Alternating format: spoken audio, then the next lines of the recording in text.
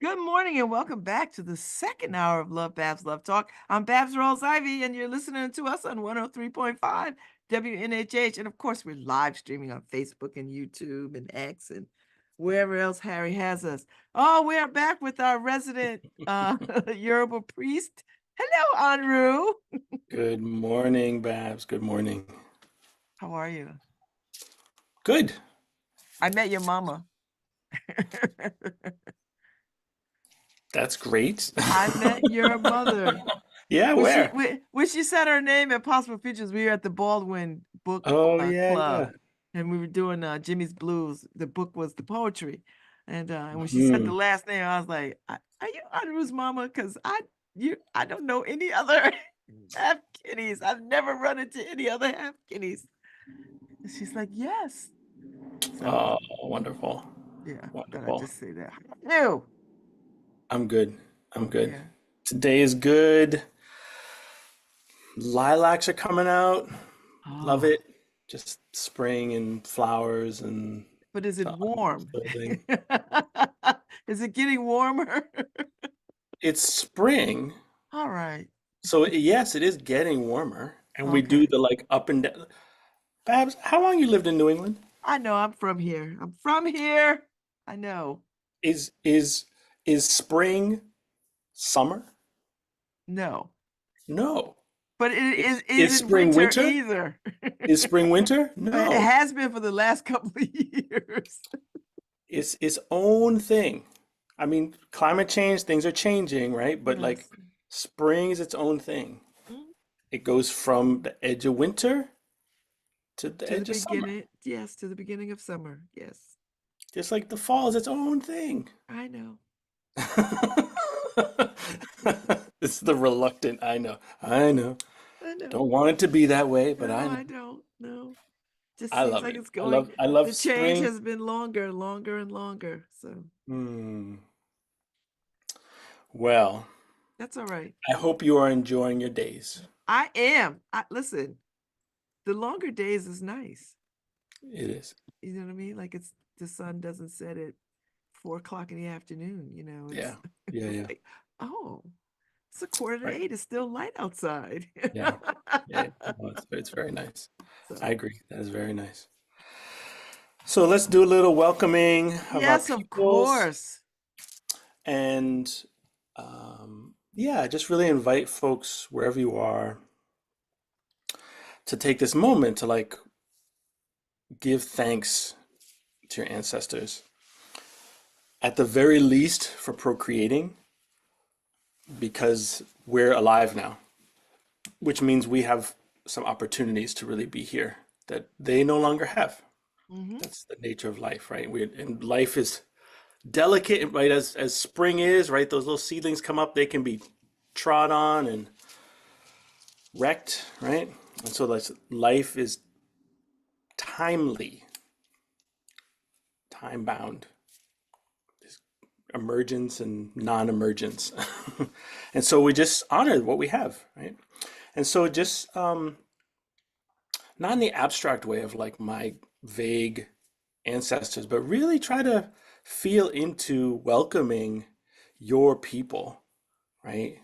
Um, and even the complexity of that, just and the blessings also that come from your people. Not just it's easy to focus on the hardship, right, and the trauma or the dysfunction, the pain, um, but there are blessings there, and so be curious about that or allow the possibility for that to also exist.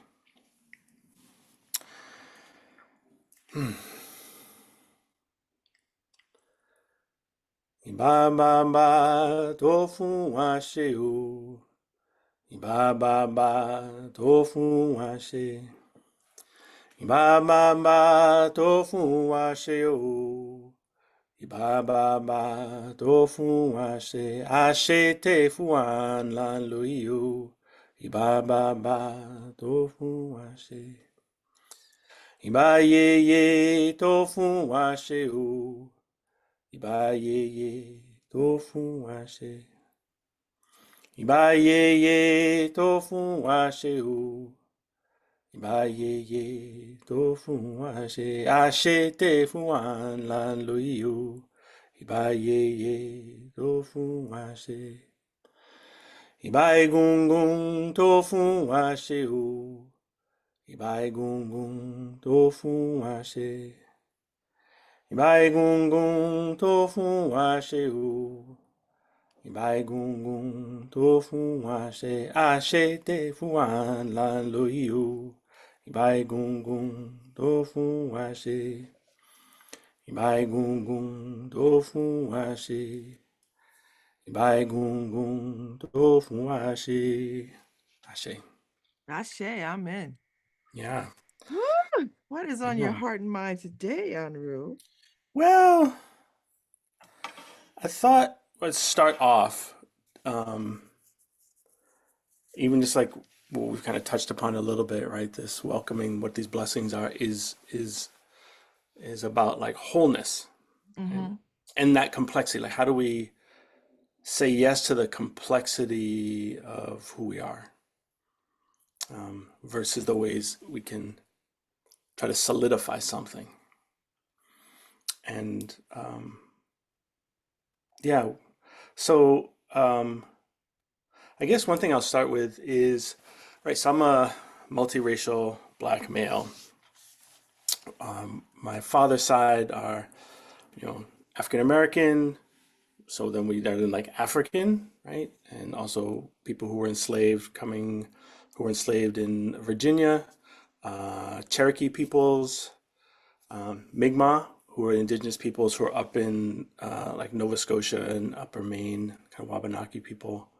And also Black people who went to Nova Scotia who came out of the Caribbean. So those are like African heritage, indigenous folks on my dad's side. My mom's side are Irish, mostly Irish and Swedish. And there's a little bit of French and some kind of English and in there as well. But those are kind of the main groupings. And when talking about like wholeness, you know, there's I mean, it's very true for some people, and I'm sure it's shifted around it even for myself. But like in terms of being multiracial or in terms of being mixed, however, like framing it, because I'm clearly of African descent, right? I'm a browner person than not, right? People are like, oh, like you're a person of color, right? Here's sometimes there's confusion, right? Like, well, are you Puerto Rican or Dominican or from Brazil or from Egypt or like from I don't know, like some brown peoples, right? But there's still that, right? Yes. Yeah. And in terms of wholeness, right? So then it's easy for me, relatively speaking, right, to like claim that heritage, African heritage, indigenous heritage, Caribbean heritage, right? It's not like immediate, but like these are the breadth and the depth of my heritage on that side of the family. Like I'm a Yoruba priest, right? There's not people may have questions in terms of like, well, is that based on like lineage or like coming into the tradition, which are not questions that people ask of almost any other faith, right? Is your ethnic, religious, is your cultural and ethnic lineage connected to that, right? And that's a part of who I am, right? And so if I'm embracing the wholeness of who I am, how do I also hold as close to myself as a sense of self my European heritage, right? And not based on how I think others perceive me, right? Because if we get caught in our identification of ourselves just based on how someone else sees me, that's going to go down a road of confusion. Because if someone is for me, well, it feels good. If someone's against me, oh, that feels awful, right? And so, like, to hinge our sense of ourselves primarily on someone's acceptance of us or understanding of us, particularly in a culture, right, United States and Western culture that objectifies and pigeonholes and tries to define people and put them in a place for certain reasons, right? So my sense of self can't be hinged on the lens of somebody else. And I still live in this world and in this country, right? So who I am may be this wide breadth of identities and nations and peoples and race and ethnicities and cultures. And there's the reality of what happens when I walk out the door, right? So I want to be clear that this isn't just like we just get to hold whatever magical view of ourselves that we want, because there's also, coming up against the construct of race and all the isms, as well as the very real structural power that's behind that. Right? So that's all a mouthful already, right? But what it comes down to is like in the Yoruba tradition of ancestor worship, right? So starting with ancestors to me is so important because it's like this is where I come from. Period, right? I'm here because of these people, not my notion of these people, but because of these people. And because of, even if we just talk about race and racism and the myth of white supremacy, right, and the systems of that, it's easy, both for me and for others, for me to be oriented and claiming my black and brown identity in like a heartfelt way, right? These are my people, and I hold them close, and I'm like you, and we struggled, and the life and the blessings, right? And if I'm really trying to be free, which means I'm really trying to be a whole person. I mean, that's my notion of liberation, right? This changing system, but it's like, do I even recognize the fullness of myself? Then I have to recognize and hold just as close to my heart my ancestors who were, quote, not like me, right? My Irish, my Swedish, my other European ancestors, as just as an important part of who I am today, right?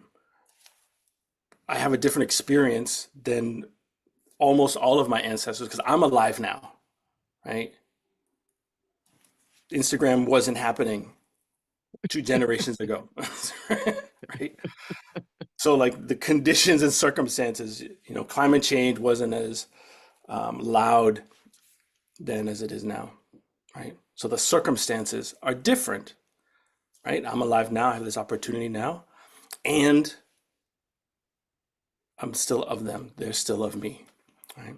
And so that wholeness is about learning in ourselves to embrace the complexity of where we come from and having courage to do that and having humility to do that and allowing anger and frustration, longing, confusion to be present, even as we explore the who we are, so we know we can not just embody that, but we actually get to pull strength from that. Because if I'm like, no, I'm only going to claim those who are like me, right? Which can get a very small number of people, right? If I start putting these conditions on where I receive support from, then I'm missing out of these blessings that can come down from my ancestry. And I'm closing the door to them. I'm the one censoring myself. And it's hard enough with the things in place that are censoring me, that are outside of me. Why should I contribute to making myself smaller? Mm. Right? It's like when they train elephants, for example, right? They tie them up, right, with these heavy chains that can't be broken, right? And the elephant spends all this time tugging on it, trying to break, and can't break the chain. And then after a while, gives up. And then they don't use a chain anymore. They just use like a little flimsy rope because the elephant has internalized it's no use, right? Struggling in that way. And so it's important to continue to reflect on the ways that we are in unconscious, sometimes conscious partnership of our own bondage, emotionally, spiritually, mentally, physically, in terms of, even our bodies. And so if we keep reflecting on it, we keep turning to what are the range of supports we have that just want us to be okay, that want us to be full, that want us to be happy, that want us to be in life in all the ways that life has for us. Right? Not just like I have this, here's my idea of success, is why I've got this certain amount of money I'm making, a certain kind of relationships I'm having, I live somewhere. But like, can we be open to the not knowing what life is and the growth that could happen there, right? So like here's spring, right? A plant is not like, I really just want to grow that way because that's the better way to grow. They orient towards life and light, right? Mm-hmm. And spaciousness. They just like this, and they grow towards that, towards the things that are nourishing. Not like, that's great, but I really over here is better. They don't do that. So why should we do that? So I guess Well, that's my beginning for that's today. a that's a pretty good. There's a lot to unpack in that. Hmm. So what do Um, you hear in that? I mean, I hear embracing all of oneself, even the parts that we might not like, Yeah, you know, um, yeah, because to discount the parts that we don't like is to not get the whole picture, you know, mm-hmm, and we got to have the whole picture, mm-hmm, you know. yeah, So, I mean, yeah, even if it's just for the sake of authenticity to move forward, you need the whole picture, so that you don't walk the world as a half person or missing something and you can't quite figure out what it is, mm-hmm, you know. yeah, yeah. And to be clear about it, right? Like you can still choose not to do a thing, but then it's a choice, Hmm. right? Or it's not based on some aspect of like, I don't want to harp on it too much, but like self-loathing in some way, right? Like I don't like this, like this is not me. And like, so we can numb out to that or shut that off. And what would it mean to say like, ooh, this is a part of me? I still get to choose how I relate to it, but can Yes. it start with that, right? Yes. Um, and I know for me, like in terms of like the presence of like whiteness in my blood, right? It's from this, my parents coming together with like love and actually hope for and moving towards um, dismantling systems of oppression, right? Which is different than like ways that can live in people of color where it's a matter of trauma, right? Either something that happened during Right. slavery or some other kind of oppression, right? Rape and sexual assault that happens, and so there's this connection of like these people are in me because of this horrific act, right? So I reject them, and what I would say is just like many times that trauma shows up in our lineage, right? We How can we honestly look at the people who did the behaviors, right? And there's still, even if you have like a generation or two generations or multiple generations where that behavior was happening, there's still countless ones before that, which may still have something in there for you. So even not just like theoretically, but like, we have affinities towards things, right? You see like people who are there's like how music shows up in a line of families, like, oh, they play the instrument or they really sang, and here are these things that are passed on. And they're passed on because they're part of our genetic makeup, right? How do we for someone who's into music, like how you hear, right? That's like your ears, which are constructed genes, which get passed down from generation to generation. So like somebody who has a particular sensitivity or ability to discern complexity in sound, right? That could come from, and if someone is like, That is a part of who I am today. And so what happens if this thing that gives you so much sense of being and wholeness and purpose, you discover comes from a line where there was trauma or violence? Do you then say, Mm, "Oh, I'm not gonna have this thing feed me today, which gives me sense of purpose because of that"? I hope you don't, but you can reckon with it like, "Oh, that's painful. That's complicated. How do yeah. I make peace with that notion?" You don't have to make peace with the horrors necessarily that somebody did. That's a whole different process. But also, that notion didn't necessarily, like that skill or that ability, didn't necessarily begin with that person who caused the harm. They may have inherited it, right?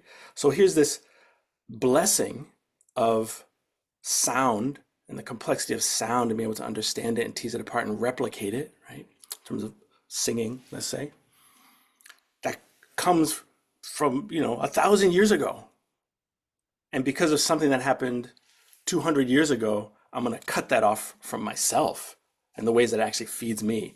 And I encourage people to like, don't do that, because like we need the things that feed us and bring us to appreciate and to connect with the beauty of life, the wonder of life, even as our culture and our system tells us otherwise, right? That we don't get to be connected to that. And then do the healing, doing the recognition, the repair, the reconciliation of, oh, this is an important part of me. And so that goes to the ancestor chant, right? Mm-hmm. We thank you for this ashe, for these blessings that you have left for us, and we're using them. And what would it mean to use that ability while holding that complexity? And what richness would that bring to ourselves than pigeonholing, like, oh, I can only express it in this way? That's not how expression works, or that'll distort it, right? You put up, you've seen these pictures of like, there's like fruit that's grown in these weird shapes because they like put it like in a bottle and then it grows and it's like the shape of the bottle of the container. It's like you can grow a thing that way, but it's distorted, right? It's constrained. And there's so much of that. Let us not be the one to constrain and limit ourselves. Right? Mm. Wow. That's a good, I like that. Not limit ourselves. Let's not limit ourselves. And it's not, and to be honest, it's not easy. No. This this healing, right? This trying to be free, this like not living constraining, right? What is it? What do we really want? What it really nurtures us, not just what we're sold as should nurture us, right? I mean, even with like all I'm talking about, like, oh, my parents and the goodness, yeah, there's a lot of harm in my lineage as well, right? This isn't like, oh, all this like rosy wonderfulness, right? There's pain done to people, there's pain that people did to each other, there's racism, there's ways that people participate in systems of oppression knowingly or unknowingly. Um, and even for me, like to hold, so um, my mother's father, my grandfather, my biological grandfather, was killed in World War II. He was a pilot. And to hold him, and there's a whole story, right? He kind of held a position in the family. So he died. My mother actually never met him because he was in the war. And then my grandmother remarried and then had three other children with someone else. But the kind of story, the mythos of my grandpa O'Brien, who's half Irish and half Swedish, kind of loomed large. And there's an interesting thing is the like there's something called the O'Brien like eyebrows and eyes, right? So this part of me comes from him and comes from that line. And I have a cousin who's also mixed, and we both inherited that from him, from that line. So it's a very interesting like, and my sister did not, who we have different fathers, but like she could have inherited that from the same line from him. So it's interesting that this like Irish Swedish genetic component got passed down to the black folks in the family. right? So like these are all the mixes. But even for me, it in this tradition of really working concretely in relationship with my ancestors, to learn to embrace him as a person, as my grandpa O'Brien, in the same way I've grew up with and embraced my grandpa Halfkenny on my dad's side, who was black and was came out of Nova Scotia. And it took work to do that, right? Because of all the things. Oh, he's like a persona, as well as like, well, I'm like these other people more, right? My lived experience is more like the black side of my family, the white side of my family. And the distancing of that is actually because of the system of oppression that I'm in. It's not because of the nature of the relationship with them, but the system Mm. of oppression tells me who I should get love and nurturing from and who I should allow to like inform even a sense of self. That's what the system of racism and white supremacy and ableism and ism, right, all down the road tells me. If it's not like me, then I can't really take something that it can't really inform me or support me in how I'm trying to live, which is ridiculous. I have a question. How do we instill that embracing all of who you are, both the pain and beauty, to our children, especially our young adult children who are trying to newly navigate this world? Hmm. So one is um, connecting them to kind of worldviews and practices that is important, that embracing that complexity is important, right? That because there's so many, we have so many ways to distract ourselves from that complexity and that discomfort. And so it's to orient also to ways of being with oneself and understanding that you can be with yourself and you can listen to yourself and you can be curious about yourself, about what you need, about what nourishes you, as opposed to, oh, they're doing that. I guess I have to go over there to get nourished because they look like they're getting nourished, so I should go do that thing. And I'm not even paying attention. Maybe it is nourishing, but I'm not really paying attention to that. I'm just like, it's the like, well, they're over here. I guess this is what this means to be this way, right? So that's one piece. Um, us doing it ourselves as adults to model, to demonstrate it, to be able to support them as they struggle with something. Like, yes, I know this is hard, and there's this benefit to this. Mm-hmm. There's benefit to the struggle. There's benefit to saying yes to who we are, even when that's hard. I mean, Because that's my children are adopted, and so they have a another narrative of their origin story mm-hmm, that is mm-hmm, rooted in biology. mm-hmm, And you know, we encourage them to step into that part for their mm-hmm, own authentic selves. We don't tell them bad or good or whatever. We just mm-hmm, go see for yourself and then take what you need from that story, mm-hmm. because you have a story now. You have a story. Yeah, Um, and it's a real. You see the struggle. I mean, you see it in them yeah, with how to make peace with all of that and to be rooted in what they were raised with, and you know. yeah. So that what I'm hearing is it really speaks to also the importance of um, so there can be all these feelings of loyalty, right? Mm-hmm. Like you helped raise me, right? You're my mom in this way, yet there's this other person who's these biological parents who didn't, right? And so the pull, like, do I have to choose? And so that's the complexity says you don't actually have to choose, Nope. right? So simplicity is like, is it this or that, right? Oh, wait, I'm mixed. So am I black or am I white? I'm more of this. That's where the confusion happens, right? But if I say, oh, here's so the being raised as a black male and recognizing the multiplicity of me, right? So being a multiracial black male names both of those things, right? That you're parenting them and they have a blood lineage as well. And it's not either or. So how to embrace the complexity and the grief that goes along with, and the loss that also goes along with adoption, and or can go along with that, right? Or these feelings of disconnection, or do I have to choose, or did they hate me and was I rejected, and all these things, and like, so that's real to help them move into that and with that and through that, Mhm. and to even still remember, and you still have, right? You're there, the parenting, giving love and support and care, and their ancestors are also there, giving them love and support and caring. And so having practices or even just an awareness of that helps with the complexity isn't just about floating untethered into space, right? I can't hold on to anything. I don't even know, am I this or that or work. It's actually like, oh, I don't know, and there's still support. So I can have courage.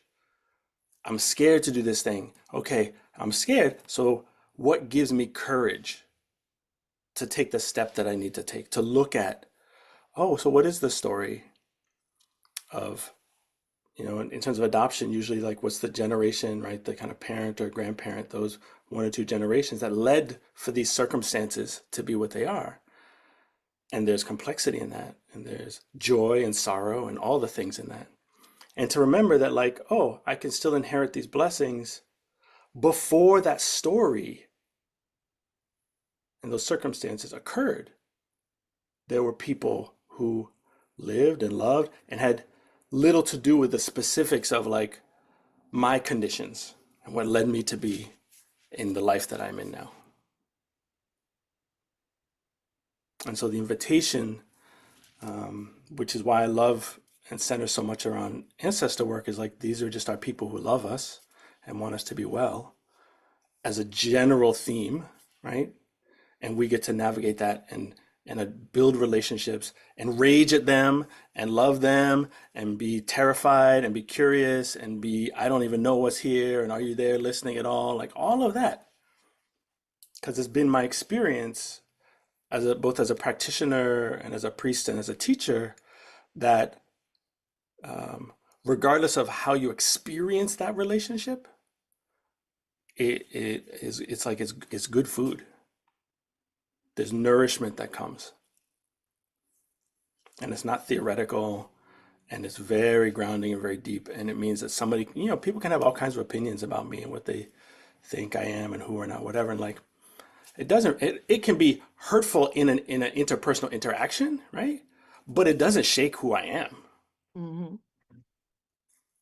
right? I like to get along with people and like have a good interaction, right? That's much more pleasant, but it's not gonna like, oh, wait, they asked me this question and am I who I am? And oh my, what am I really? And they somehow know what I am and who I am better than me and my people. Like, no,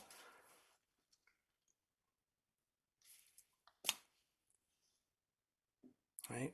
When you connect with these aspects of yourself that are deeper and real, like, oh, they came from here and then here and then here and then here, right? That's easier. I don't have to worry about that. But even if you don't know, it's it can be harder. But if you don't know who, right? So we're talking about adoption, right? If you don't know, I don't know who my parents were. I don't know. Do you know a general thing about your ethnicity or like who your people are? Maybe, maybe not, right? That can be a question. Okay. So that's an unknown, but you know they existed because you would not exist as a human being if they did not. So then that's what you bring to the table. That's what you bring to your ancestor altar or shrine or where you honor them, however that looks for you. And you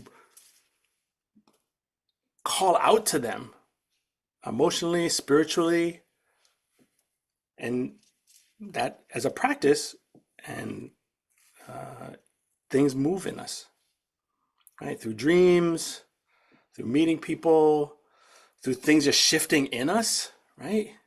Sometimes as we engage in healing processes, things shift in us and we don't know why or where. Like Mhm. something we've hold so tightly and struggled with all of a sudden like softens and loosens. Like, oh, I'm not waking up every day struggling with that. Something has eased a little bit. Because Like the reality of this is the reality of where my people were. Like I know that. So how someone identifies me in the moment is not about identity. It's about my relationship with that person. And I don't know the specifics of people 8 generations ago. Does that mean they don't exist? They're not relevant? Of course not, because I still am who I am because of them also. So let me be the one to go to them and to open the door to them and to honor them, Mm. even in the not knowing. This is a very roots-driven conversation. This is roots. This This is is it. roots. This is it. This is You have roots. these strong roots. You can push up through that frozen soil into the spring, into the new life and the new day, even as it's not just 80 degrees all the time. Because if you don't have those strong roots, you don't weather the winter, Mm. right? Okay. All right. Thank you very much, Enroue. It's Thank you, my friend. always illuminating. Thank you, my So, friend. so It's really everyone who's me. listening, tap into your roots. Tap into your Yes, roots. yes. Trust that they are there. Trust that they're there. Even if I you like don't that. see them, Even if you don't they're see them, there. and even if you don't know the whole story about wherever, whoever, whatever, you Hmm. have roots. There are You roots have there. them. Care for them. Say yes to them. Nurture them, and then you'll see what grows. And on that note, boys and girls, saints and sinners, we on our way out. All right, Let now. that take you far. Thank you, Enroue. Thank you, my friend. Be well, everyone. Thank you, Harry Droz. Thank you, Harry.